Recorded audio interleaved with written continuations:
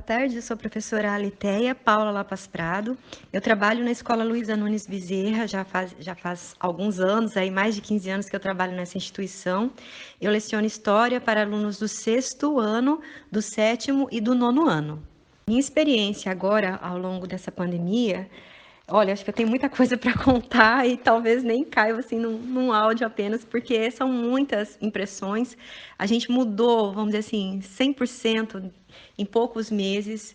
E, de fato, eu estou bastante preocupada porque a gente está criando, assim, são vários subgrupos dentro de uma mesma turma, né? A minha preocupação maior são aqueles que evadiram totalmente da escola e, por mais que a escola busque alternativas, já chegou até a procurar promotoria, né, para colocar aquelas fichas, né, que a promotoria às vezes acaba passando para as famílias, porque tem alunos que de fato não apareceram. Desde agosto, quando as aulas retornaram, a família não nos procurou, os próprios alunos, infelizmente, não procuraram a escola. Então, a gente fica numa situação bem delicada. A própria escola, claro, foi atrás, tentou buscar esses alunos, mas é muito difícil. Aí, a gente tem uma questão que na escola que eu trabalho, esse número de evadidos ainda é pequeno. Se a gente for comparar com outras escolas do município, ainda a gente está numa escola que talvez o índice de alunos que evadiu é baixo comparado a outros casos. Agora, na nossa tarefa como professor, o nosso compromisso, a gente sabe que são todos, nós somos responsáveis pelo grupo.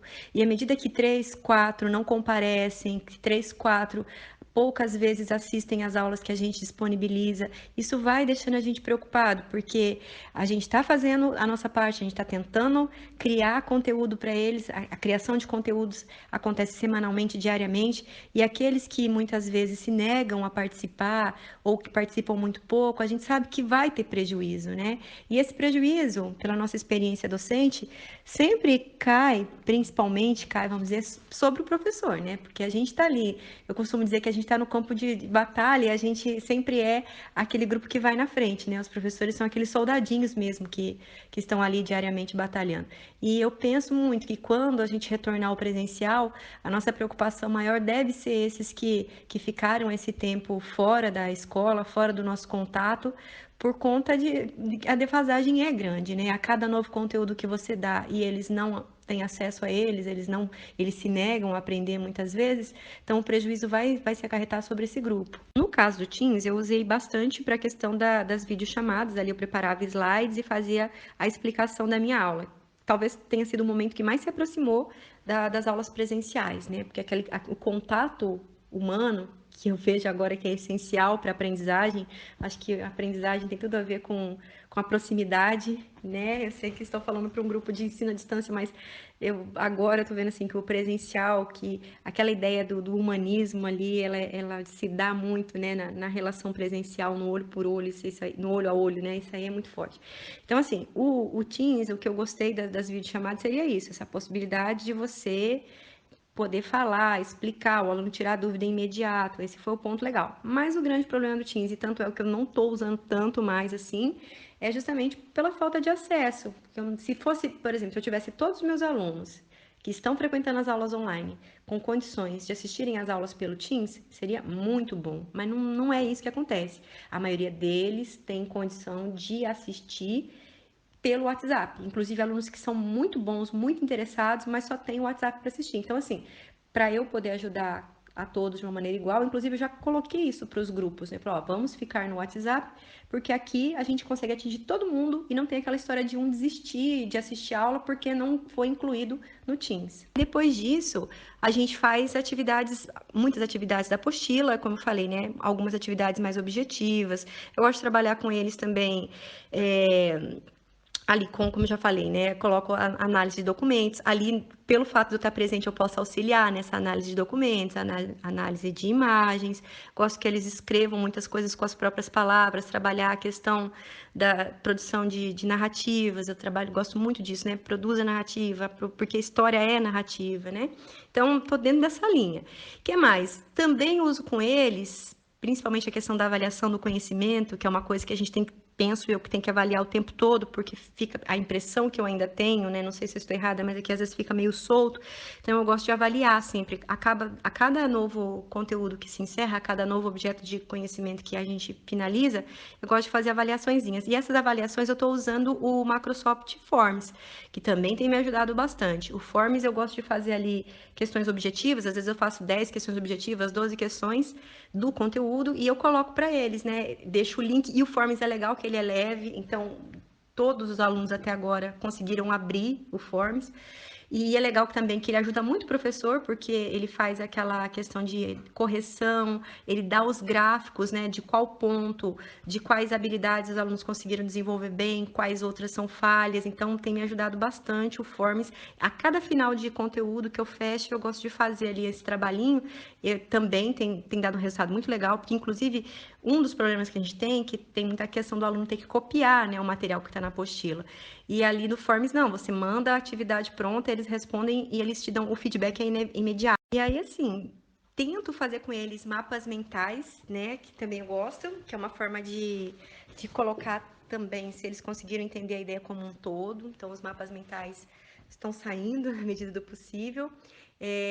Coloco alguns vídeos, por exemplo, esses dias que eu trabalhei com os sextos anos, a questão da pré-história, a gente trabalha com pinturas rupestres, e eu compartilhei com eles um videozinho que ensinava eles fazerem uma pintura rupestre em casa. Eu falei, olha, vocês podem assistir e tal, sei que despertou muita curiosidade, eles adoraram, e aí eu falei assim, olha, não precisa fazer, mas se alguém quiser fazer uma pintura rupestre e tal, como o rapaz do vídeo ensina, e quiser postar depois pra gente, fica à vontade. Eu achei assim, que falei, não, vou fazer isso aí, mas ninguém vai querer fazer, ninguém vai se interessar, eles vão querer saber como faz, mas beleza. E tive um resultado legal, porque muitos fizeram suas pinturas, postaram as pinturas, sem que eu tivesse, de fato, exigido deles. Então, assim, esses vídeos que a gente coloca, muitas vezes, de apoio, ajudam também, chamam muita atenção. Por exemplo, com os sextos anos, eu gosto muito de colocar animação.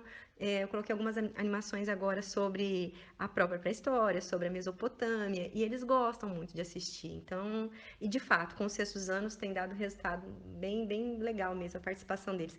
Outra coisa que eles gostam muito é uma gincanazinha, principalmente com os sextos anos, isso dá muito certo, gincana de perguntas e respostas. Essa última semana mesmo eu trabalhei com eles, estava finalizando a Mesopotâmia com os sextos anos, e aí teve uma turma que eu tive a quinta aula, que é das 11 ao meio-dia, e eu falei assim, gente, mas é bem complicado, né, para manter a atenção deles até meio-dia. Aí eu foi uma aula de gincana, fazendo perguntas, era uma disputa entre meninos e meninas. E o resultado foi muito legal, porque daí falou, ó, quem a resposta chegar primeiro aqui, marca ponto. E aí eu ia fotografando o placarzinho, eu fiz um placarzinho no sulfite, ia fotografando o placar e postando para eles, né, como é que tava ali a competição entre meninos e meninas. E no final, nossa vida, deu muito certo, eles quiseram até uma revanche, porque os meninos ganharam, então dá resultado. Eu acho o momento da educação eu acho um momento histórico da educação que a gente está passando, né? Então vale a pena a gente se debruçar para ver isso aí, pensar, né? Até porque a gente tem falado tanto do uso da tecnologia em sala de aula, e agora chegou a hora mesmo, né, da gente comprovar por A mais B o que dá certo, o que não dá certo. Acho que esse laboratório que a gente está passando é um laboratório aí que vai render muita coisa para a gente poder de experiência, né, para a gente poder registrar. Essa preocupação com a evasão talvez seja o ponto assim que mais me deixa desanimado, muitas vezes desapontado. Desanimado não, né? Porque fala assim, se a gente se propõe a trabalhar com a educação, a gente não pode desanimar jamais, né? O professor, acima de tudo, acredito eu, tem que ser um ser que acredite na transformação social. O nosso papel como transformador social é essencial. Eu penso que não é utópico isso, eu acho que isso é algo que a gente tem que ter como compromisso de trabalho mesmo. Aquela questão de que a gente está tentando melhorar a sociedade com a força do conhecimento, né? E aí, assim, aquele aluno que evade, para mim, é o caso mais grave, porque ele está se negando a aprender. E eu falo isso da questão da evasão, porque a escola está disponibilizando a apostila, né? Tem algumas perguntas que vocês fizeram sobre a metodologia, E a questão da apostila chegar até esse aluno que às vezes não tem condição, a escola se propõe a fazer, a escola imprime, são feitos vários anúncios em várias redes sociais, rádio, tal. Então, assim, há todo um movimento de comunicação para a comunidade que a escola está disponibilizando material impresso para aqueles alunos que não têm acesso à internet. Então, há uma alternativa. O que me preocupa é justamente isso, que há essa alternativa e muitos não buscam essa alternativa.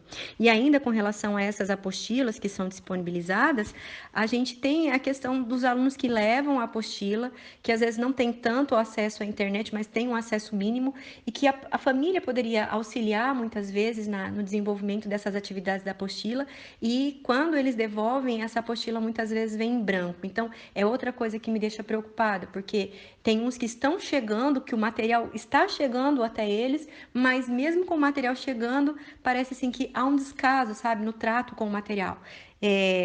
Por exemplo, às vezes de 10 apostilas que vão para os alunos responderem em casa, quando elas retornam para a gente, às vezes 2, 3 estão respondidas.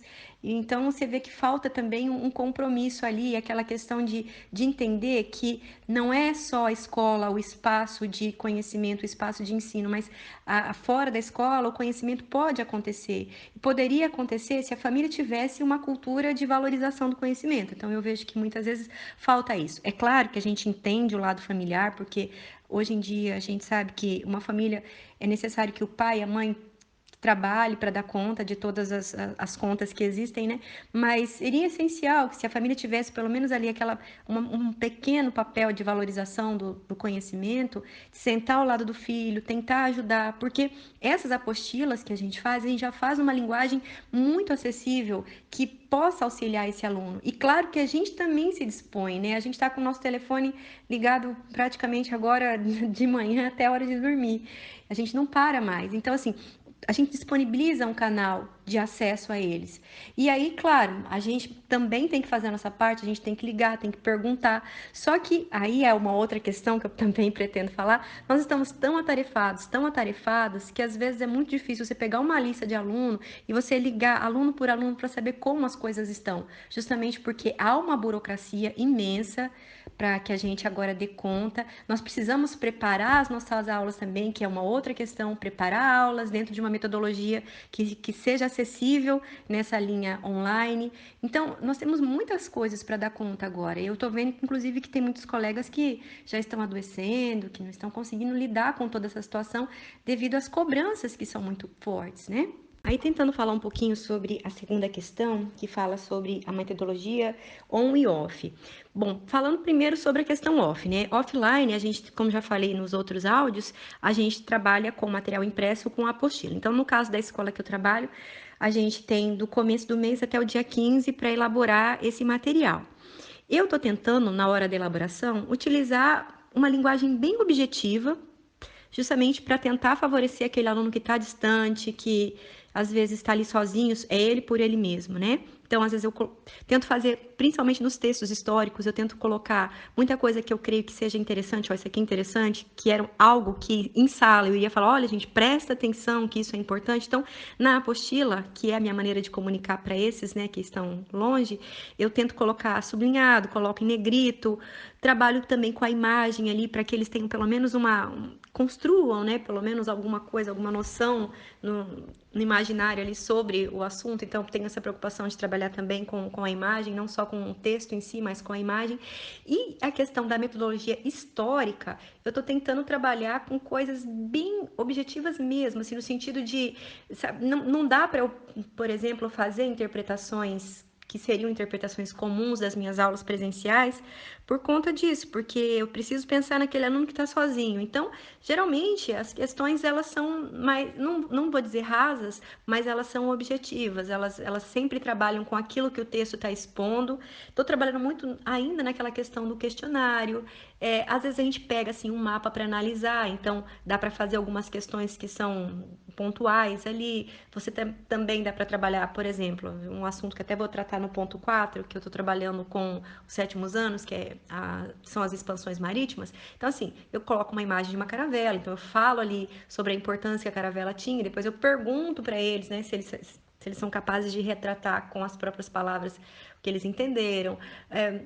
Coisas que são difíceis, por exemplo, né, dentro de uma explicação histórica das expansões marítimas, né, a diferença entre navegação portuguesa e navegação espanhola, então você tem que trabalhar isso aí, e aí você precisa de um conhecimento prévio, né, do que seria a questão de regiões como a região ocidental, a região oriental, então você tem que ter esse cuidado quando você vai trabalhar com um aluno que está distante de você. Então, por isso que é importante a ilustração, uma linguagem cada vez mais simples. Eu seleciono alguns documentos, por exemplo, para que eles interpretem, porque eu acho que isso é essencial dentro da linha da história, né? Porque é o trabalho do historiador que você, muitas vezes, de uma maneira simplificada, você coloca na sua metodologia de trabalho. Então, na hora de escolher, por exemplo, um documento histórico para colocar na apostila, eu procuro aqueles documentos que estejam ali de uma maneira fácil para eles interpretarem. Então, principalmente no aspecto de interpretação, que a interpretação histórica eu penso que é essencial. Nesse aspecto de interpretação, eu estou tentando ser breve, eu estou tentando ser objetiva, justamente para não dificultar tanto, já que eu estou falando para aqueles alunos que estão distantes. Então, né, busco sempre trabalhar de uma maneira mais objetiva mesmo. E no caso, por exemplo, de um nono ano, que já precisa de um conhecimento, sobretudo um trabalho entre passado e presente mais forte. No nono ano, eu estou tentando trabalhar com exemplos do presente. E na hora de buscar as habilidades também, eu sempre procuro colocar aquelas habilidades que eu vejo assim, que são habilidades para se pensar o hoje, né? E sempre parto desse princípio, o presente como uma mola para retomar o passado. E aí, no caso dos nonos mesmo, a gente trabalhou governos totalitários e também eu penso que é bem complicado trabalhar totalitarismo a alunos que estão distantes. Mas esse tema, eu trabalhei Primeira, Segunda Guerra e governos totalitários com os nonos e foi um tema que as apostilas voltaram bem completas. Eu gostei muito, que a maioria dos alunos responderam essas apostilas, responderam certo. E para eu trabalhar com eles, aí eu usei, assim, questões do neonazismo hoje, né? Os grupos neonazistas atuais, a questão do Holocausto que chama muita atenção, então eu coloquei na apostila um textozinho que falava sobre o Holocausto, um documento, e esses documentos assim históricos que traduzem um pouco pro presente problemas do passado, são bem vistos, assim, eu acho que eles conseguem entender bem dentro dessa linha de pensamento, né? Agora, com relação aos alunos que eu trabalho diariamente, né, online, dá para a gente bolar mais coisas. E assim, eu fico feliz com esses que estão online. A gente tem também aqueles danadinhos, né, que às vezes entram, querem colocar o nome ali como se fosse presença e somem, né, não assistem toda a aula. Mas graças a Deus a gente tem um grupo assim bem coeso desses que estão frequentando ali na escola, até, né, trabalhando e conversando com colegas de outras escolas, né, confrontando realidades distintas, ali pelo menos na escola o que me deixa contente é que há um grupo sólido, sobretudo de sexto e sétimos anos, que os alunos eles vêm assim buscando, participando, e a interação é muito boa. E aí a parte interessante, sabe? Essa parte aí que me deixa bastante otimista. Eu vou falar um pouquinho depois dos contras, mas falando do pró, né? Daqueles que têm condições de interagir e estão interagindo. Já houve aulas muito legais. Posso dizer assim que o começo, a primeira semana para mim foi muito difícil, confesso que foi bem complicado, mas à medida que o tempo foi passando e a gente vai se acostumando com tudo, né? Aí eu já, agora, 2 meses depois, me vejo numa situação assim que já estou contente com os resultados.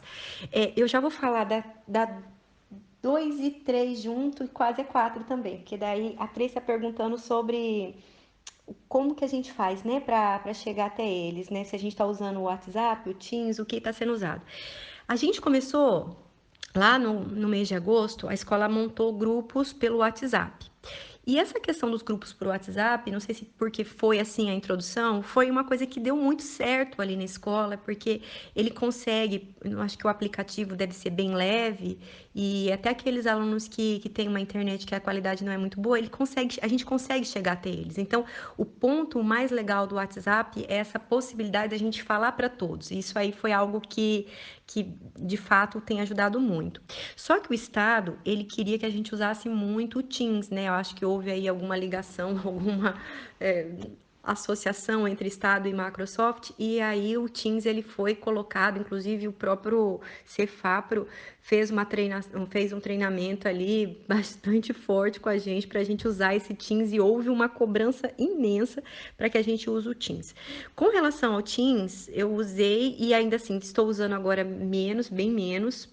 Depois eu vou explicar o porquê, mas assim, estamos usando ainda mais bem menos. Uso muito com os sextos anos, porque eles pedem para que a gente use, então é uma metodologia que vai agradar. E nos sextos, engraçado, a maioria tem condição de acesso. Aí falando sobre isso, o que me faz muitas vezes deixar o Teams e preferir usar o WhatsApp, mesmo com todas as diferenças e as dificuldades que se tem para usar o WhatsApp, é que o WhatsApp eu consigo atingir praticamente todos ali que estão frequentando as aulas online. E o Teams há uma dificuldade grande porque é um aplicativo pesado, muitos alunos não têm celular com memória suficiente que carregue o aplicativo, muitos não têm internet suficiente para poder abrir o aplicativo, e o problema que eu estava encontrando muito é que assim, quando eu preparava muitas aulas para utilizar o Teams, automaticamente eu estava excluindo um grupo. E esse grupo que ficava no WhatsApp, porque por mais que você divida, olha, você vai ficar aqui no WhatsApp durante tempo, eu vou colocar um vídeo para você aqui e vou levar o outro grupo pro Teams, o pessoal que fica no WhatsApp muitas vezes desanima, porque no Teams você tem essa possibilidade da videochamada, então você conversa com o seu aluno, o aluno tira dúvida, e às vezes o tempo que você programa para ficar no Teams, você acaba ultrapassando esse tempo porque surgem mais curiosidades, a sua própria explicação ela rende ali e você acaba ficando mais. Então, aí é aquela questão, o aluno que tinha acesso ao Teams, ele estava tendo vantagem em relação ao aluno que estava ali só no WhatsApp. Então, penso eu que a gente tem que trabalhar com a questão da igualdade, né? E também pelo fato de não ter muito acesso, da gente ter um pouco grupo na sala com acesso ao Teams, eu usei durante algumas semanas, mas agora, de modo geral, eu estou retomando mais o WhatsApp, bem mais o WhatsApp. Depois disso, a gente faz atividades, muitas atividades da apostila, como eu falei, né? Algumas atividades mais objetivas. Eu gosto de trabalhar com eles também. Ali, como eu já falei, né? Coloco a análise de documentos. Ali, pelo fato de eu estar presente, eu posso auxiliar nessa análise de documentos, análise de imagens. Gosto que eles escrevam muitas coisas com as próprias palavras, trabalhar a questão da produção de narrativas. Eu gosto muito disso, né? Produza narrativa, porque a história é narrativa, né? Então, estou dentro dessa linha. O que mais? Também uso com eles, principalmente a questão da avaliação do conhecimento, que é uma coisa que a gente tem que, penso eu, que tem que avaliar o tempo todo, porque fica a impressão que eu ainda tenho, né? Não sei se eu estou errada, mas é que às vezes fica. No WhatsApp, eu tento fazer da seguinte maneira: eu faço vídeos, a minha explicação, eu gosto muito de explicar, eu sou uma professora que trabalha muito com oralidade, então assim, não dá para tirar de mim, né? Para mim, história e oralidade são duas coisas que estão muito próximas, então trabalho como aqueles grupos tradicionais de pessoas, né, que gostam de falar, de explicar, de trocar ideias, eu acho que isso é importante.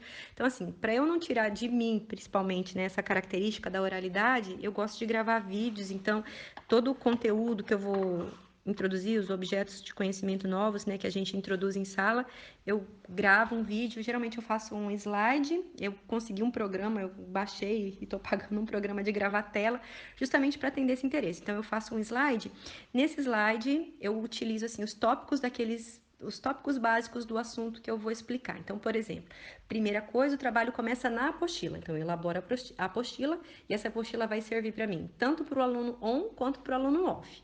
Para o aluno on, eu pego o material que eu preparei na apostila, então o texto que eu preparei na apostila, eu faço um resumo dele com os tópicos principais. Esse resumo eu coloco no slide, tento fazer um slide ali que chame atenção, coloridinho, com ilustrações e tal. E aí eu faço a explicação em cima desse slide e gravo o vídeo e deixo postado no YouTube, que é a forma que eu encontrei de guardar esses vídeos.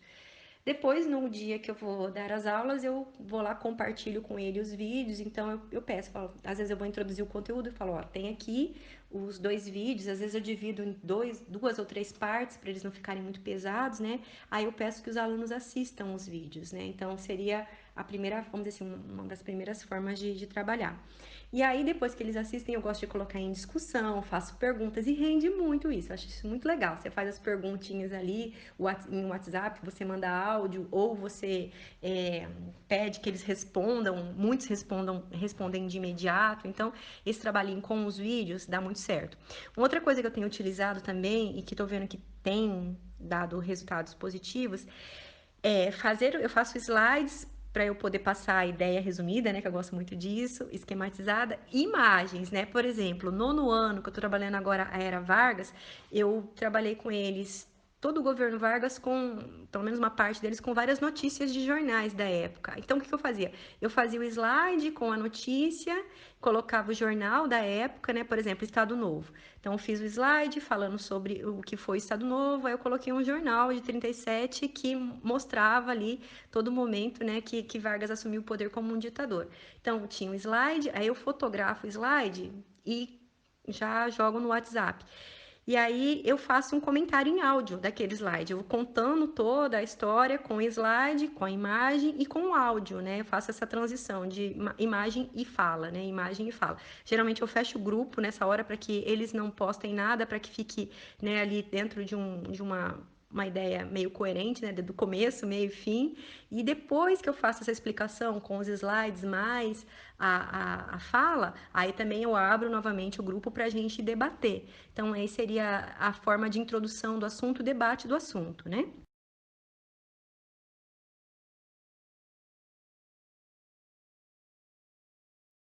Sou a Thaís Gabriela, do sétimo ano A da Escola Estadual Luiza Nunes Bezerra, e hoje eu vim falar sobre as minhas aulas de História. Bom, eu gosto bastante da interação com o professor na hora de tirar as dúvidas, isso ajuda muito. Eu gosto também das explicações que minha professora faz, em específico no aplicativo Teams, com slides. Isso ajuda muito, porque a gente tira as dúvidas com ela ali já no aplicativo também. Ela manda explicações escritas, manda os slides pra gente estudar, manda vídeos, isso ajuda bastante. Ela faz áudios, a gente faz várias revisões. As atividades que ela passa ajudam muito.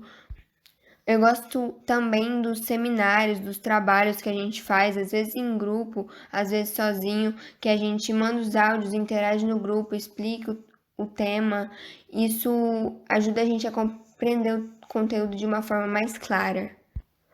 Porque, querendo ou não, requer o dobro de dedicação e atenção nesse novo modo de ensino.